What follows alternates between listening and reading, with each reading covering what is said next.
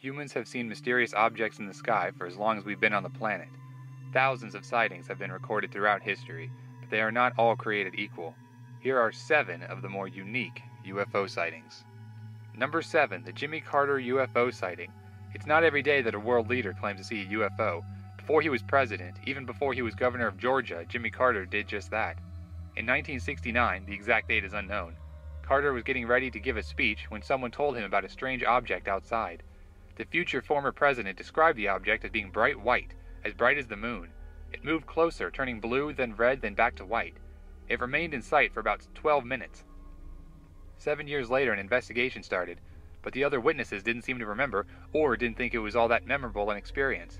It affected Carter so much that while running for president in 1976, he said he would make all the information UFO sightings available to the public. Once he took office, he decided against it, citing defense implications. Number 6. Ships in the Sky, 214 BC. This is probably one of the oldest UFO sightings in history. It was recorded by Roman historian Livy. He wrote a history of Rome called Ab Urbe Condita Libri, or Books from the Foundation of the City. In it, he tells about the phantom ships gleaming in the sky. Now, it's hard to say what he meant, or if this should even be considered a true UFO sighting. Livy wrote about 214 BC, but he was writing 200 years later. What we should remember is that this was long before humans had any sort of way to travel to the sky, so who knows? Maybe he was talking about an alien spacecraft. Number 5, Bonnybridge, Scotland.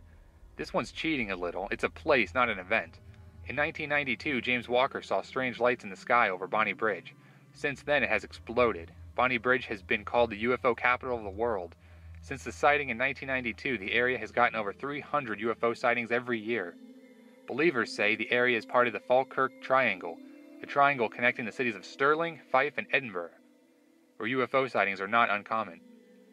In 1993, the local government held a meeting about it but couldn't find the reason, though they did list alcohol as a contributor. Number 4. The 1561 celestial phenomenon over Nuremberg. Citizens of Nuremberg, at that time part of the Holy Roman Empire, had a mass sighting of celestial phenomena of UFOs on April 14, 1561. They described some sort of aerial battle. There were hundreds of spheres and cylindrical objects moving erratically all over the city. They fought for over an hour. Most moderns dismissed the event. Carl Jung said it might have just been a swarm of insects. Sure, Carl. Insects.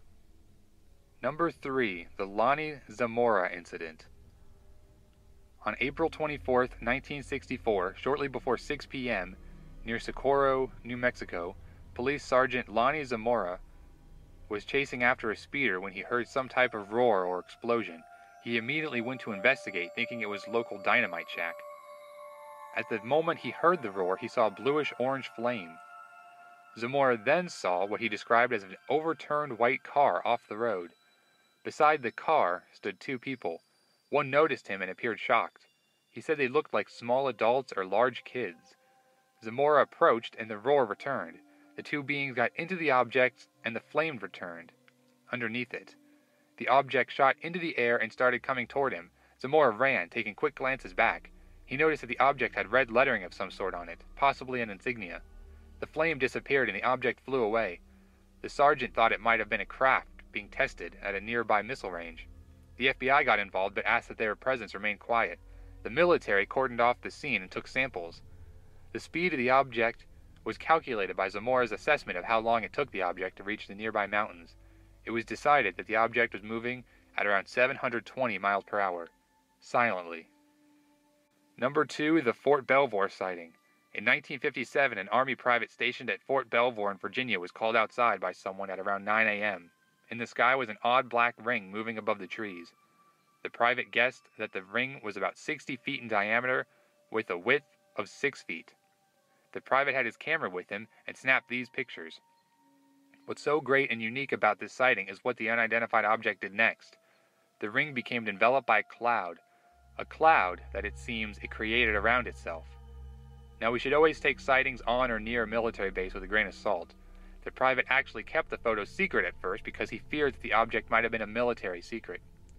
But it's been almost 60 years. If the U.S. military had a way to create a cloud around a plane or something, why haven't we heard about it? On top of that, if it was the military, they wouldn't have been flying a secret plane at 9 o'clock in the morning. No one can say what the object was for sure, but it sure is interesting to think that UFOs can hide themselves in the clouds. Think about that next time it's raining. Number 1. The Filiberto Cardenas abduction. January 3, 1979 saw multiple UFO sightings all around the world, but one in particular stands out above the others. Filiberto Cardenas and 3 others were driving along Okeechobee Road near Miami when the car suddenly gave out to engine trouble. Filiberto got out, and a large luminous object came down. He then vanished, possibly taken into the object in a beam of light. He was found 2 hours later and 16 miles away.